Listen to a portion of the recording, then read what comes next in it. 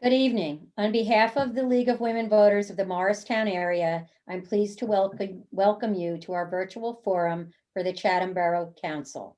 My name is Donna Gariglia. I'm a co-president of the Morristown Area League. The League of Women Voters is a nonpartisan political organization that encourages informed and active participation in government, works to increase understanding of major public policy issues, and influences public policy through education and advocacy.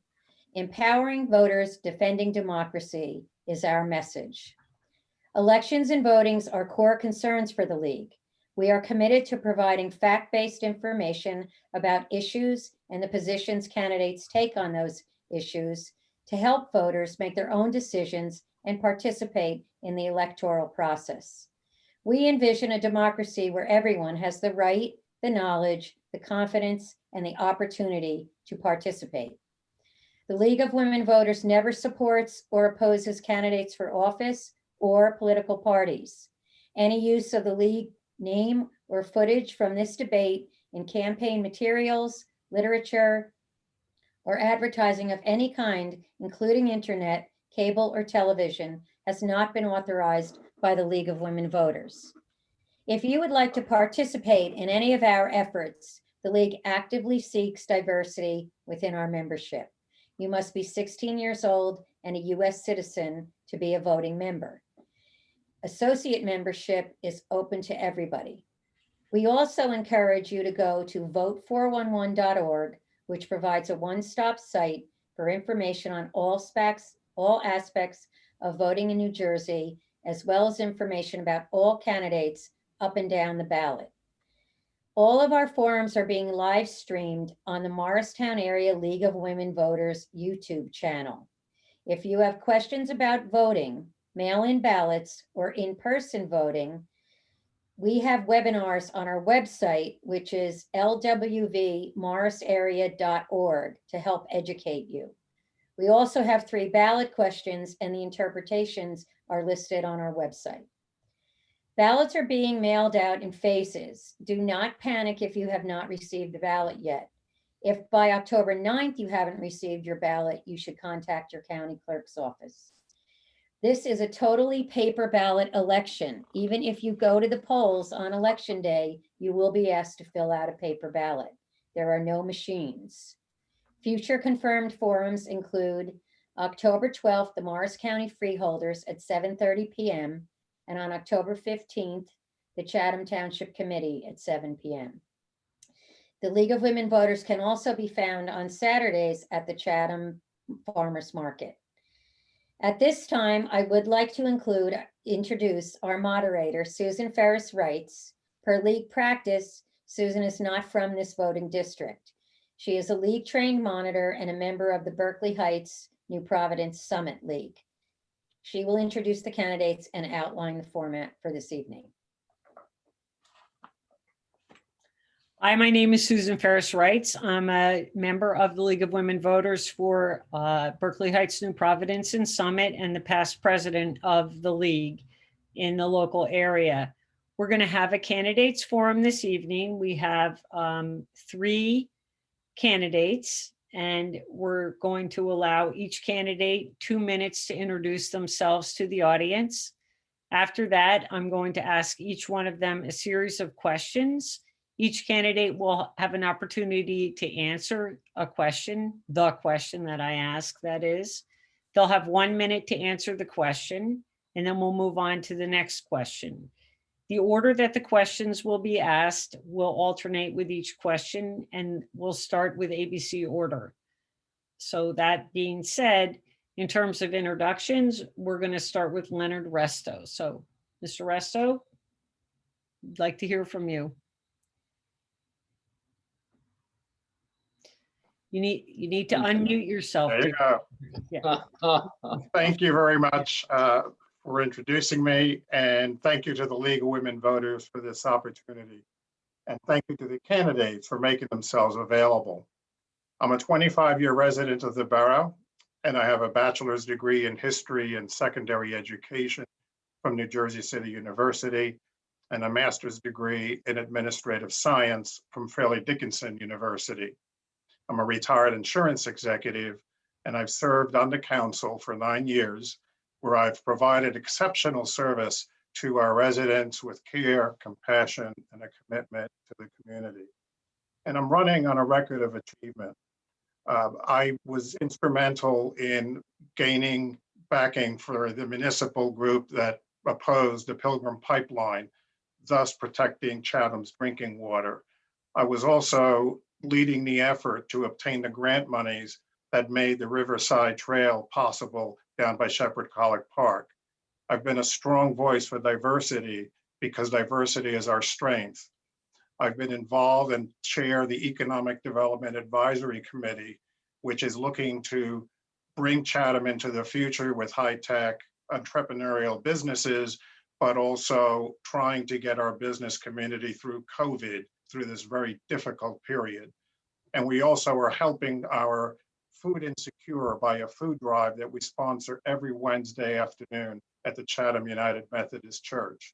So that's the level of commitment that I bring to the table. And that's what I promise to deliver if I should be fortunate enough to have your vote.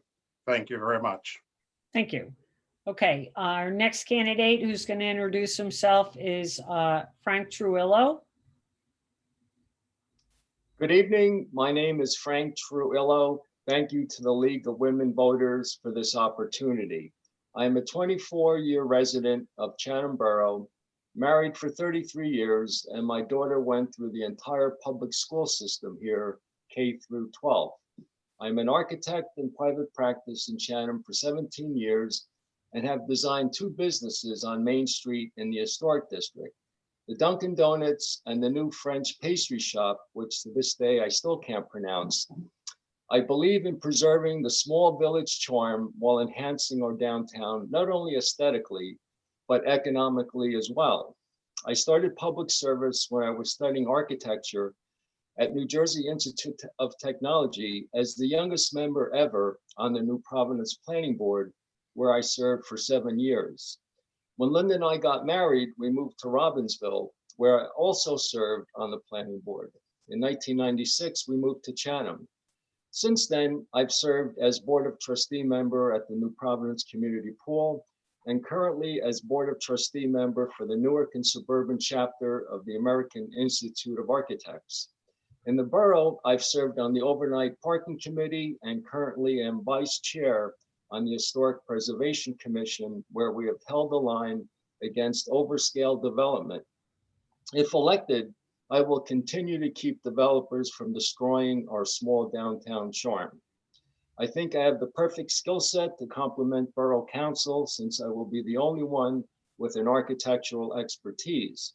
We need more of this as we look forward to developing an even better Chatham. I am the missing piece of the puzzle. Thank you. Thank you. Okay, and our last candidate to introduce himself is Bob Weber. Thank you. Good evening, everyone. To our virtual audience, thank you for tuning in tonight. I also want to thank the League of Women Voters for hosting tonight's event. Participation in the electoral process, either as a candidate or a voter, is the bedrock of our democratic traditions. I have been a borough resident for 28 years and currently hold a seat on the Borough Council. Booker T. Washington is quoted as saying, "Those who are happiest are those who do the most for others." In keeping with that spirit, one of my core values has always been a commitment to public service and volunteerism. That is one of the reasons I became an assistant Morris County prosecutor and served in that capacity for 26 years.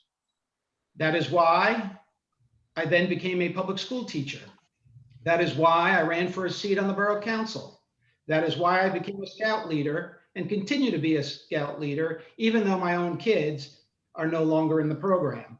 That is why I previously served as a coach for various recreational sports teams and why I volunteer to support various organizations and causes in Chatham Borough. When I decided to run for a seat on the council, it was for the purpose of serving the community. I didn't run for office just to keep a seat warm or just to get my picture in a paper. I ran to get things done, tangible things things that actually make a difference in the lives of our residents. Some of my first term accomplishments include the creation of a handicapped bus turnaround on Talmadge Avenue, an additional handicap spot at Borough Hall, saving a portion of the Vine Street paper street for continued public access, hiring of a Class 3 special police officer to patrol the borough's schools, updating the borough's health code, creating an off-leash dog area at Shepherd College Park, lobbied the police department for the establishment of the borough's National Night Out program. Despite these achievements, there is still much more to be done and big challenges lie ahead. Now is no time to quit, and that is why I'm seeking a second term on the Borough Council. Thank you. Okay, thank you. Okay, we're going to start with our questions now. Just a reminder, two things. One, you have 1 minute to answer the question. And two, if you need me to repeat the question, I'm happy to do that. So we're going to start with the first question with Frank Trujillo. And the first question is this. Chatham is becoming increasingly unaffordable, particularly for seniors. What would you do to keep seniors in town? Well, I think the key lies with affordable housing. There is an opportunity on River Road and the intersection with Watchung of having a development that will satisfy 36 units, which is our obligation. I also think that we need to hold the line on taxes by bringing in new businesses, not only to our downtown, but also to River Road. I view River Road as a high-tech corridor where we can entice biotech companies and high-tech companies to come in to help offset the tax burden. Thank you. Okay, Bob Weber, can you answer that question? Chatham is becoming increasingly unaffordable, particularly for seniors. What would you do to keep seniors in town? I agree that redevelopment is key to affordability for seniors as well as others. The development projects that we are currently exploring will provide not only the bare minimum that we are required to supply by law, but also the unmet need. In addition to having affordable housing options for seniors, we also need to make sure that whatever changes are made, that they provide better accessibility for the town, whether it's redevelopment in the center of town and involving accessibility along Main Street, or the River Road project and having commercial development up there as well for those seniors that may occupy that affordable housing. Thank you. Thank you. Okay, and Leonard Resto.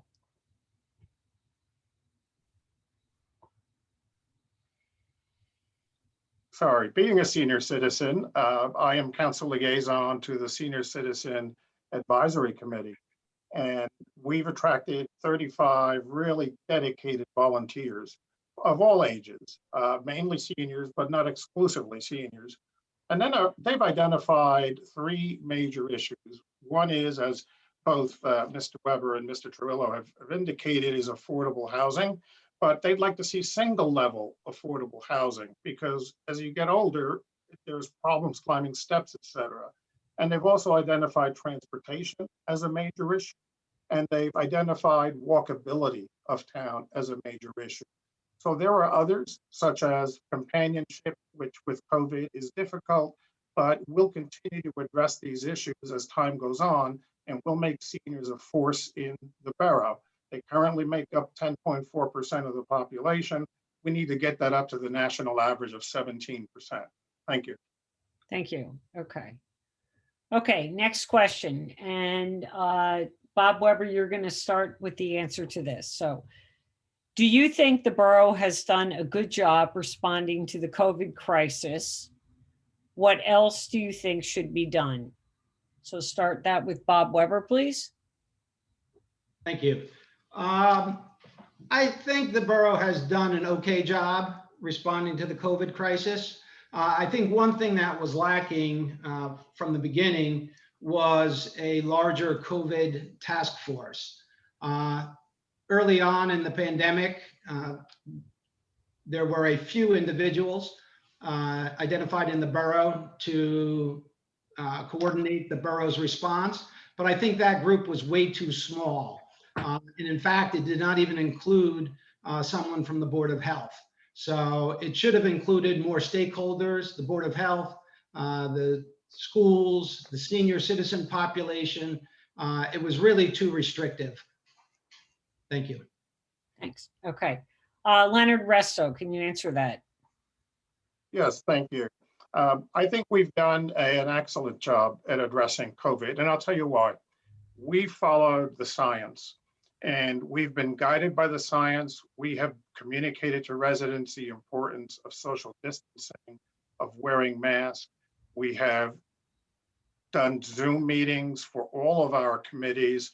We have worked closely with the Westfield Department of Health. Our health officer, Megan Avalone, has been really instrumental in guiding us in the science. And that's what has to guide this process. We can't, go to the popular notion that, gee, things seem to be getting better, so maybe we can ease up a little bit. We can't. Right now, masks and social distancing are the weapons we have and we must use, and we'll continue to follow the science in relation to COVID. Thank you. Okay, thank you. And Frank Trillo. I think that the town has done an excellent job in managing and navigating through this COVID crisis. I see a high percentage of people wearing masks in downtown. And I think that the ambassador program, which I think was just announced at town council meeting just the other night, is an excellent start to get volunteers to help spread the word, to protect one another and be respectful and wear a mask. And as the weather gets colder, if the COVID virus should take a turn for the worse, my recommendation would be to make mandatory mask zones. So for example, our downtown Main Street would be a mandatory mask zone where everyone, regardless of whether you're inside or outside, would have to wear a mask if it should come to that. Thank you. Okay, thank you. Okay, next question. And we're going to start this question with Leonard Resto. Issues of racism and discrimination have been on the rise all across the country, including New Jersey, particularly in this past year. How do you plan to address racism and discrimination in the borough and ensure that everyone in our town is treated equally? Well, I have a unique background to understand some of the issues, and I will not pretend to understand them all. As an openly gay Puerto Rican man, I have faced my share of discrimination to the point that when I was in high school and being called all kinds of names that I attempted to end my life at the age of 17. But that being said, great strides have been made and will continue to be made. I think that our local police are the model that others should follow. They follow the guardian principle of policing versus a warrior model. And there's a big difference. With the guardian model, they are community policing. And by having a dialogue and training and bringing people together, such as the Black Lives Matter teach-in, those are great opportunities to learn, because we're not inherently racist, but we do have biases. And I did write about that if you go to TAP and look into it. And I would continue to support additional training and more forums and workshops. Thank you. Thank you. Okay. Frank Trillo. I had the privilege of attending the Black Lives Matter program in July, and it was quite well done. It was very eye-opening. I think our principle should be that all are welcome here. When I moved to Chatham in 1996, the town was very homogeneous. Now I see that changing. I see more and more diversity, and I think there's a certain strength in diversity. When you pull people together with different backgrounds, great ideas can emanate. So I think we have to be a leader in diversity and equality and promote tolerance. Okay. And Bob Weber.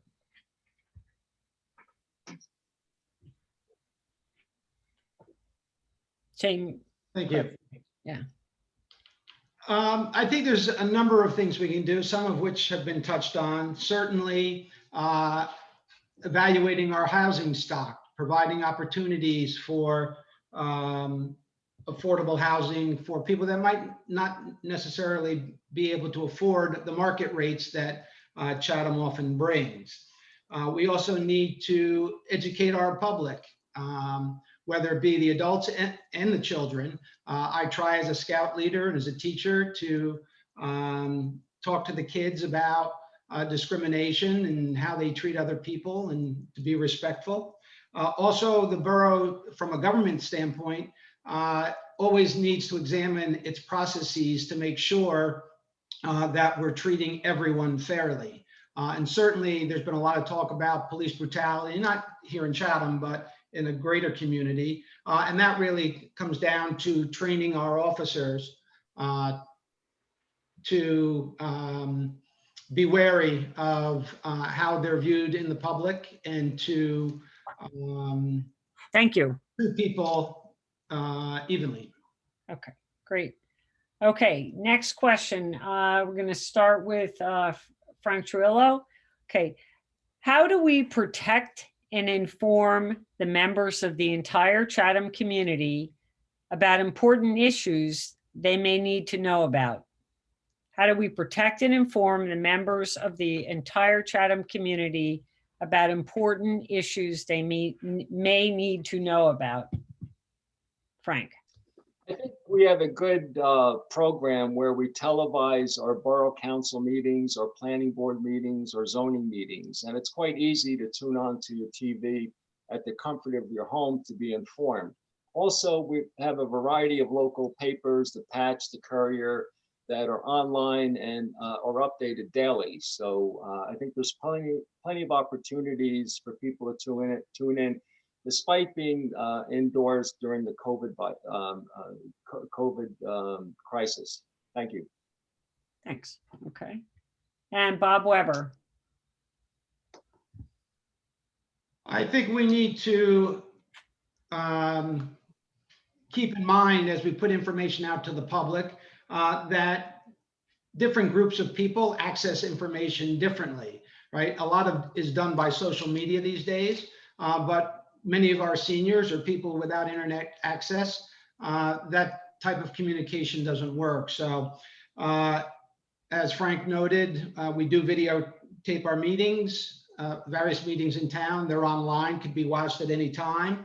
The news media, both in print and electronic. There are a number of online sites that people access, but we can't forget about mailings, right? We have an annual message that we put out every year that goes out to every taxpayer in the community. In addition to, we have Facebook account, we have a Instagram account for the borough now. So hopefully with all these different options, the word is getting out to everybody in our community. Thank you. Thank you. Okay, and okay, Leonard Resto.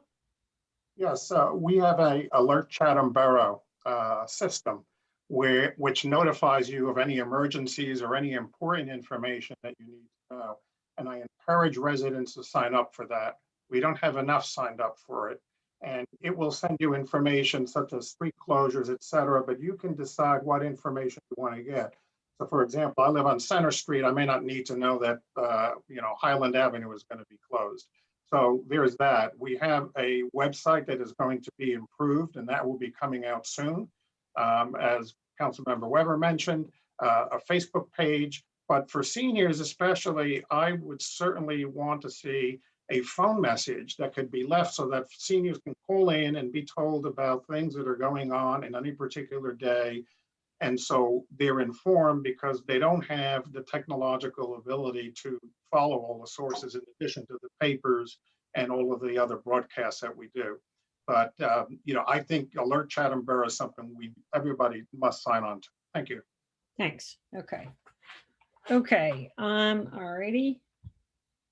So next question starts with Bob Weber. Okay. Do you support the redevelopment projects at Post Office Plaza and River Road?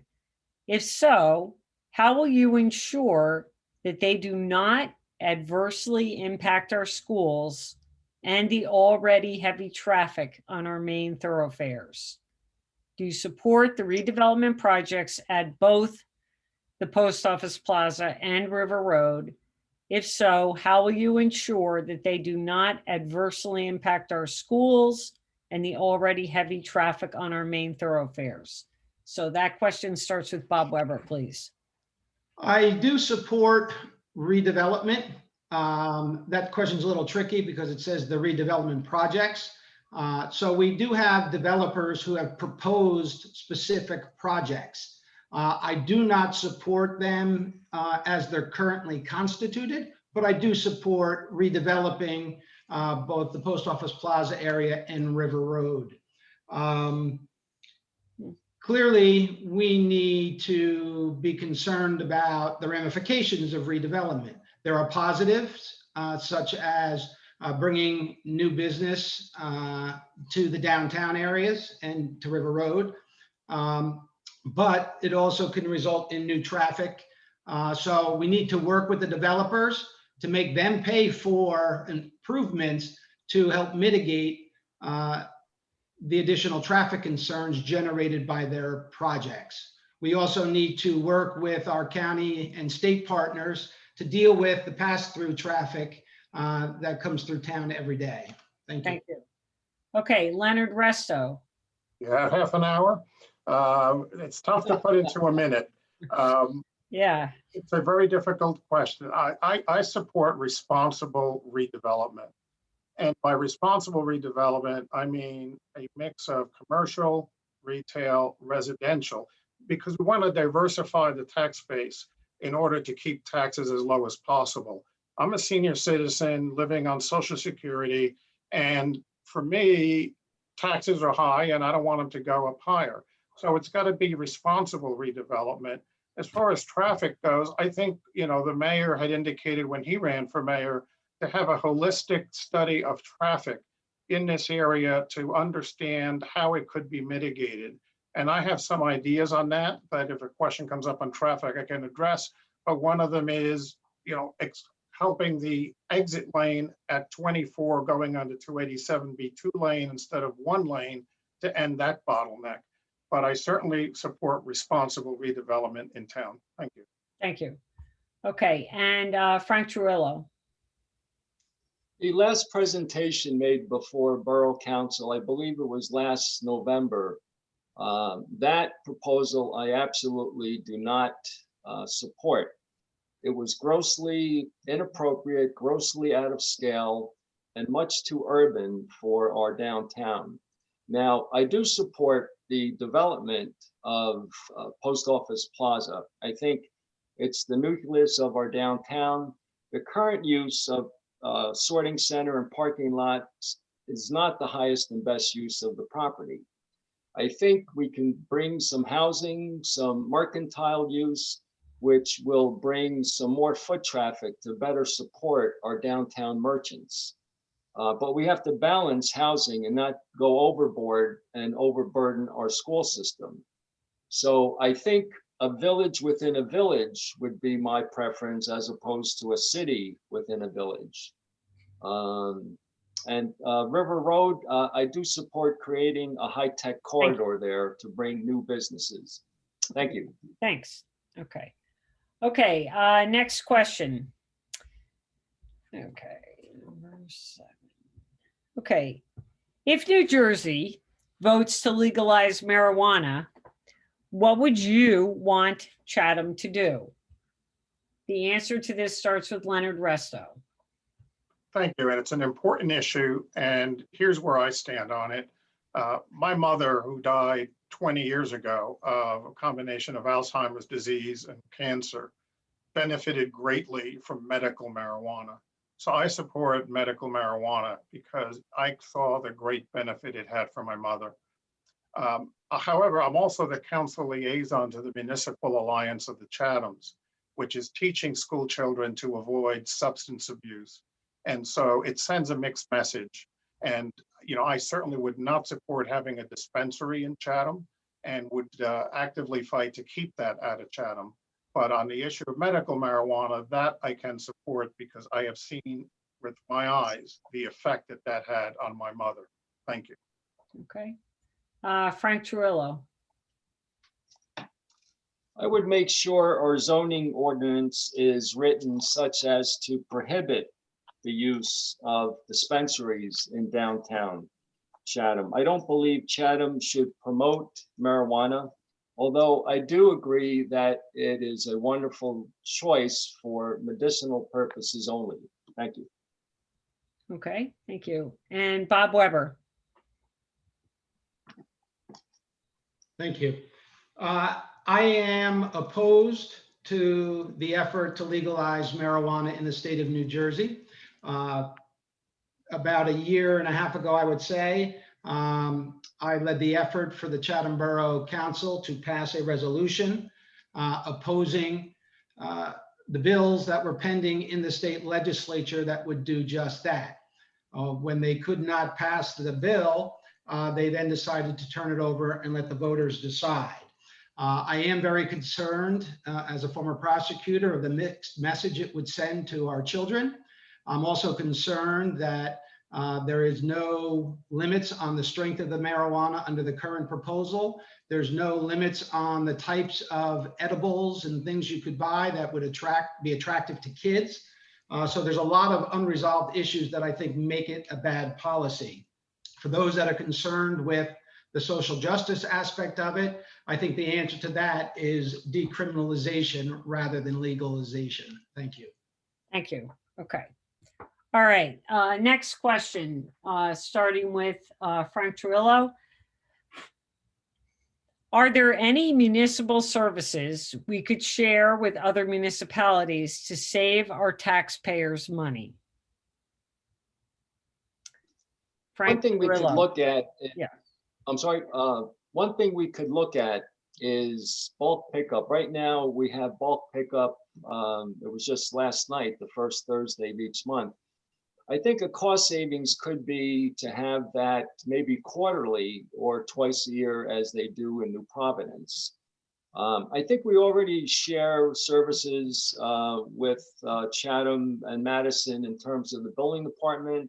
So plumbing, electrical, mechanical, fire, and building get reviewed in Madison. That's a shared service. We also share health departments with Westfield. So I think we're doing a good job to overlap services. The risk is as you share more services, the level of service provided to our residents will go down. Thank you. Thank you. Okay. And Bob Weber? The borough does a great job in terms of shared services. We have a very robust shared services program. Frank just talked about some of those. And as we put together our budget each year, and even more through the whole year, we look for new ways to share services. Based on the fact that we've got quite a few, there's very little that we've been able to uncover recently, but we're always looking for new opportunities. One thing is like, take for example, machinery. If we needed to a backhoe, but we didn't necessarily need it full time all year round, we could partner with other municipalities to buy that backhoe and share its use. The borough's been really in the forefront of shared services. And as I said, it's something we always look to accomplish. Thank you. Thank you. Okay. And Leonard Resto?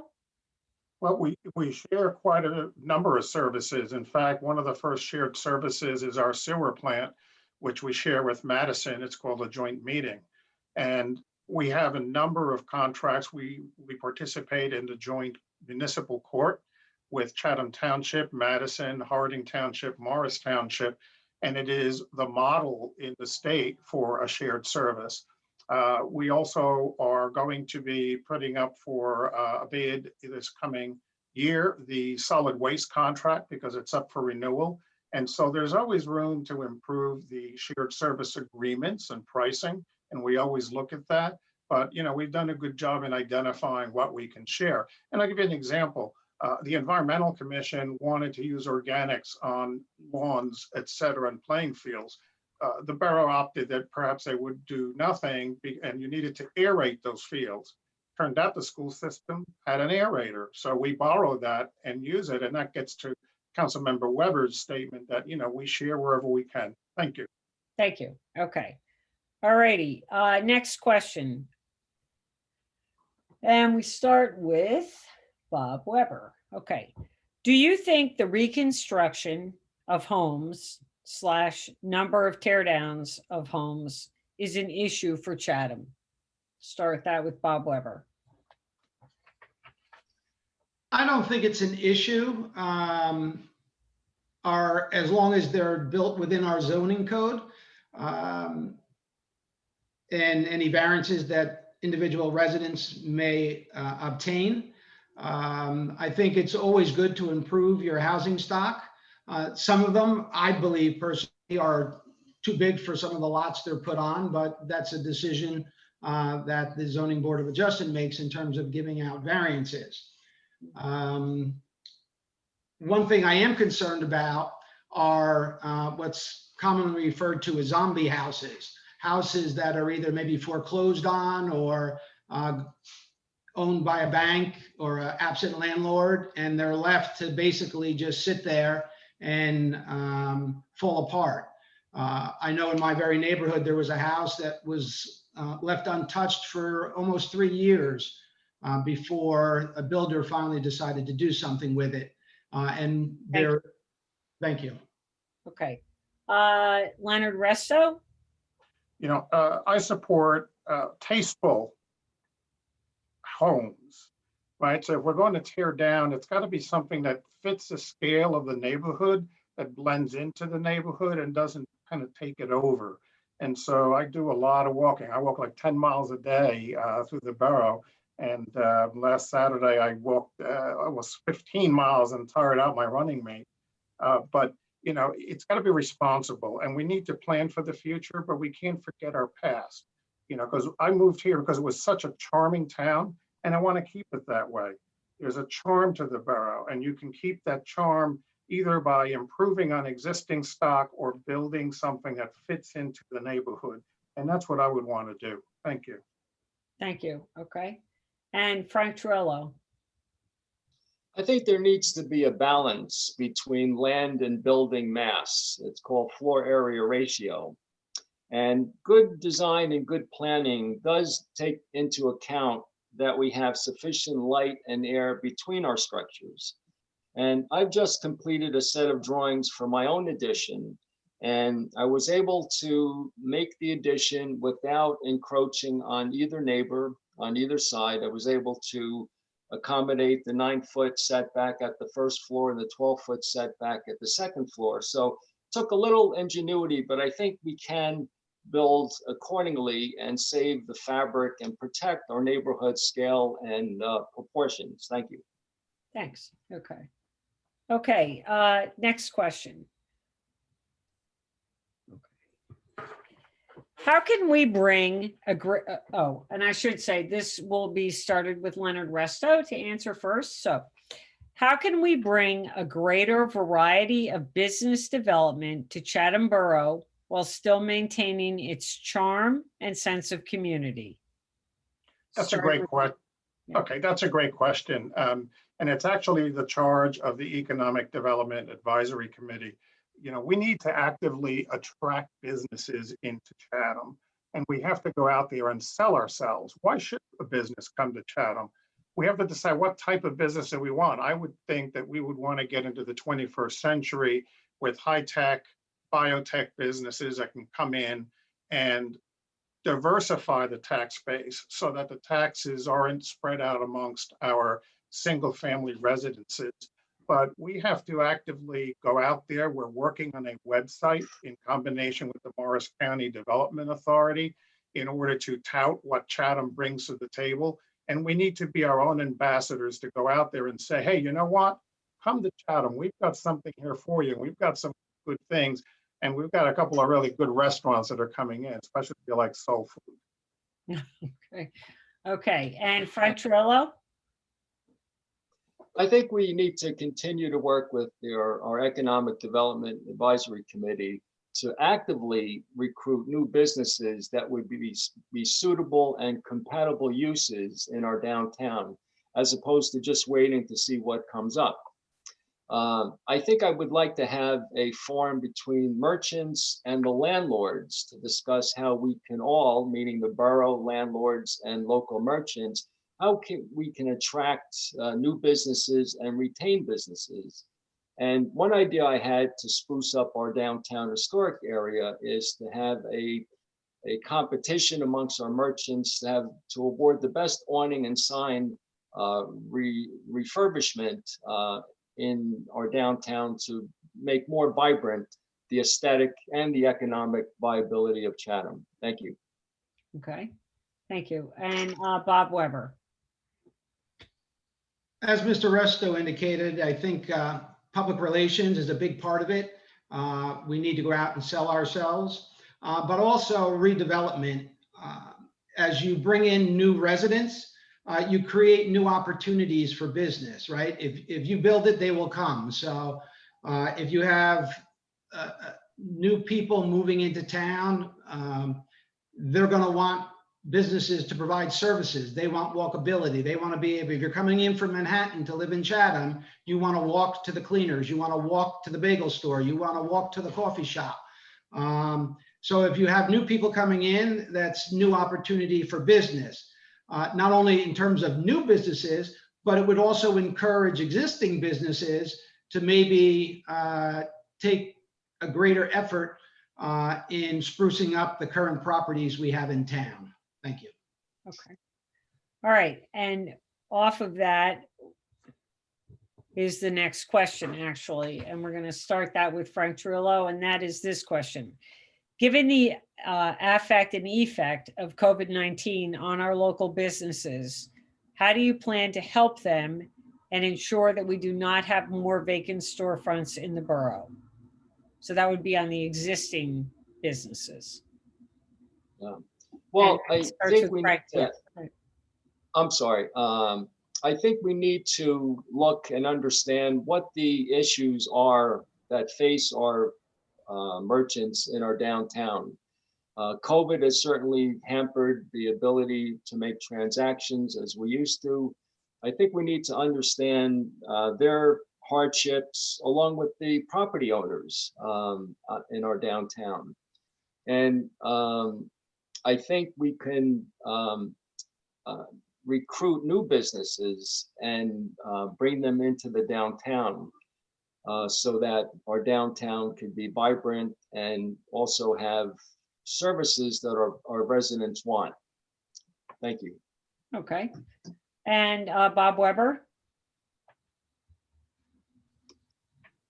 The borough did a very good job early on assisting our business community in terms of making sure they were aware of the government programs that were out there to help them either with their rental assistance or their paycheck protection issues.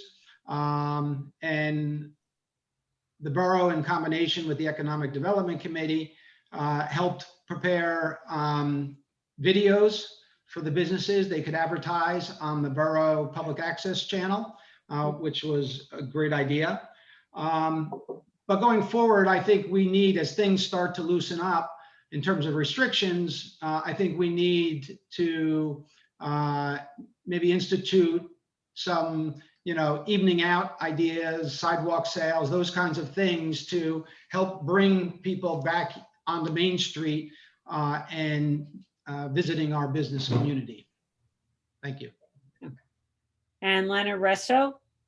Yes, well, thank you for that question. The Economic Development Advisory Committee has been actively working in promoting businesses, as Councilmember Weber indicated, with videos online. We've provided technical assistance with businesses creating their own Facebook page or own websites. We've worked with Boxcar to have apps that will be able to allow residents to have appointments for haircuts, hair salons, etc. We've also allowed outdoor dining. which has really helped the restaurants and allowed them to put awnings. So we've relaxed a lot of rules. We need to further cut bureaucracy. We actually are looking at an outdoor situation where we would have tables, for example, on South Passaic Avenue for restaurants that want to participate. So we're looking more and more at doing things. But as you know, I said earlier, we will always follow the science. We'll be guided by that, but we have to do everything we can to keep Chatham thriving, which is an initiative that came out of the Economic Development Advisory Committee. Thank you. Thanks. Okay. Next question. Chatham Township right now is dealing with affordable housing issues. How will you protect Chatham Borough from finding itself in the same situation a few years from now? That question starts with Bob Weber. We're in a totally different situation than Chatham Township. We settled our fair housing liability early on.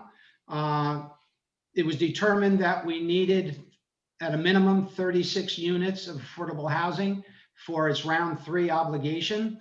The new development at River Road will account for 39 units. Then any additional affordable units, any project that goes in town has a mandatory requirement to have a component of affordable housing to meet what's called our unmet need, which is quite large, but because we have limited space in the borough in which to construct affordable housing, there's credits that are given towards that obligation. So as I said, we're not in the same position as Chatham Township when it comes to affordable housing. Thank you. Okay, Leonard Resto. Yes, as Councilmember Weber noted, you know, we were one of the first, if not the first, towns in New Jersey to finalize an agreement with the courts to have 36 units of affordable housing in order to meet our 3rd round obligation. And, you know, one of the things that changed over time was that we used to have a Council on Affordable Housing, COA, that was taken away. And so the courts now have taken over this issue. But we settled with the courts early, and we do not have the problem that Chatham Township has, where a developer can come in and put in all kinds of housing under what they call resettlement, or I can't think of the name offhand immediately, but they can come in and file a suit for the maximum amount of housing that they can put in. So, you know, it's something that I'm proud of, and we need to continue to do that, and we'll continue to meet our obligations. Thank you. Thank you. Frank Truillo. As both Len and Bob mentioned, that Chatham was proactive years ago in settling with the courts in Morris County. And I think that was in 2016 when we settled. And as a result, our requirement, our immediate requirement of 36 should be satisfied by the development in River Road. New developments moving forward of 5 units or more, 15% of the rentals would have to be affordable housing, and 20% of the for sale units would have to be of affordable housing. Thank you. Okay, great. Okay, last question. And we start this with back to Leonard. Okay. Do you support the 2020 budget, which includes a 3% tax increase? And what would you do to avoid tax increases in the future? Starting with Leonard, yeah. Okay, thank you. You know, it is something that I think the Budget Committee did an excellent job in keeping expenses to 2% and being able to get a tax rate that came in at just under 3%. Certainly much better than our neighbors in Morris County. It was a difficult year for budgeting, and it will be more difficult still in 2021. But, you know, I look at every tax dollar as if it were my own, because I live here, I'm on a fixed income. I want to age in place. I've told people I want to be carried out of my house in a pine box, but not soon. And so, I just want to watch that tax dollar like it was my very own coming out of my pocket. And, that's my view on it. Thank you. Okay. Frank Trillo? Well, as a candidate, I'm not familiar with this level of detail, and I don't have the necessary data to make a specific recommendation, but I'll say this. I grew up in neighboring New Providence in a working class family. My dad was an electrician with the Erie Lackawanna Railroad, and my mom a secretary. And when they retired in the mid 1980s, my father was earning $25,000 and my mom $13,000. And somehow they were able to send my brother and I through college. And I was always quite impressed how frugal my parents were. My father was a product of the Great Depression. So I'm quite frugal in my expenditures and spending money. I always look for value. So as a council person, I will look for value for everyone as I look for value for myself. Thank you. Okay. And Bob Weber? Like most residents, I've watched my tax bill climb every year that I've been in town. But that's not really the end. Certainly, I'm like every taxpayer, I want to pay as little as I can. But I also realize, and I would ask our residents to realize, that every year costs go up. But we need to responsibly manage those increases to limit the impact on our taxpayers. I was a member of the budget committee this year. We did pass a budget. I voted for it. That called for a 3% increase. That increase is comprised of a 2% increase for our expenses and an additional 1% for an increase in the reserve of uncollected taxes, right? We were anticipating collecting less money from parking permits, from municipal court fees, and some other things that will help us cushion the budget going into next year. Okay, thank you. Okay, that concludes the questions that I was going to ask you. So what I'd like to ask you right now for is if each candidate could offer a closing statement, 2 minutes each. And since we started with Reto, we're going to start with Weber this time. We're going to go in reverse. So Bob Weber, you may go first. Thank you. Thank you. I hope the residents have found this evening's forum positive and informative. I encourage everyone to tune in to our Borough Council meetings. You'd be surprised how little attention some issues get. So it's nice to know that our residents are interested. I'm asking you to vote for me in this year's election to give me a second opportunity to work on some of the challenges that lie ahead, in particular redevelopment. I'm knee deep in it as it is and prepared to move forward.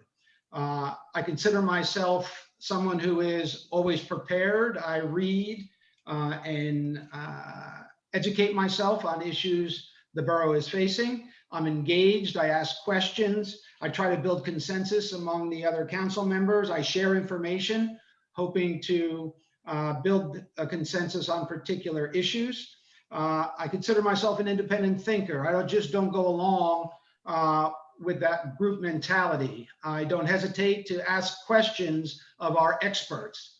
Sometimes people are willing, because somebody says they're an expert, that they're willing to accept what they're being told. And my legal training as an attorney has prepared me to be a person who is an independent thinker and to ask questions of the experts. And I think that's really important in this day and age when we're dealing with our redevelopment projects.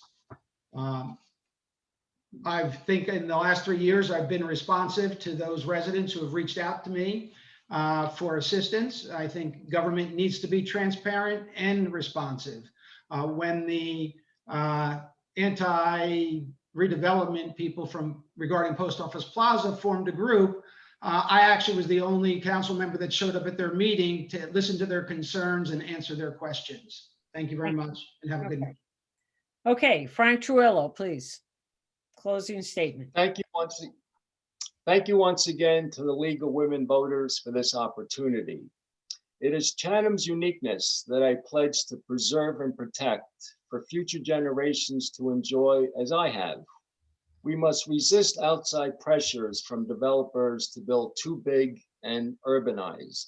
We must not trade away our small town charm. Scale and harmony have always been indigenous to Chatham's wonderful architectural beauty and should remain our guiding light moving forward into the future. I support transforming River Road into a high-tech corridor by attracting biotech companies and the like to offset property taxes and provide more revenue for the borough. I also support our local merchants, for it is through their hard work that we can all enjoy convenient goods and services. To this end, I will set up a forum amongst the shopkeepers and their landlords to see how we could all work together collectively toward developing a downtown that is even more economically vibrant. I would like to revitalize the historic downtown by introducing a design competition that will award the best sign and awning transformation by a local merchant. Lastly, I feel that we should actively recruit and bring into Chatham the types of businesses that are appropriate and will enhance our community. Chatham lies at the crossroads of a potential overdevelopment. I feel I'm the right candidate at the right time to protect and preserve what we hold most dear, our heritage and our small town feel.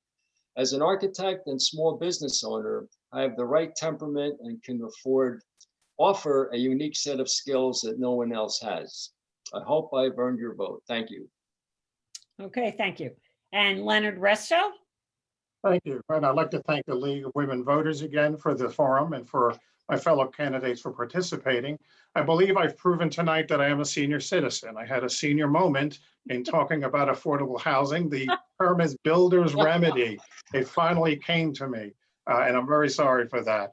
But seriously, you know, we've seen Chatham been through many phases. We started out as a mill town. We became a railroad town. We were even a resort town known for our salubrious air. And now we're at the cusp of yet another change. And we look at the River Road District, for instance, that has the potential to be a high-tech, biotech area. But we're not going to do that by sacrificing our past. We want to keep our small village charm because that's what attracted me here and that's what keeps me here. And we need to diversify our tax base in order to take the tax burden totally off of single-family homes. We do have challenges ahead of us. We have COVID that is going to be with us for a while. So we have to help our businesses. We have to help our food insecure. We have to help those under stress. But in my entire life, I've been faced with many challenges and I've turned those into opportunities. And with you working with me, we can turn those opportunities into something even greater for Chatham. I believe at times call for someone with the right temperament, someone that's a good listener, someone that's a doer, will roll up their sleeves, and someone that's responsive. And I think in my time on council, I've proven that I fit that bill. I believe I'm that candidate, and I ask for your vote on November 3rd. And I thank you again very much for your questions. Good night. Thank you.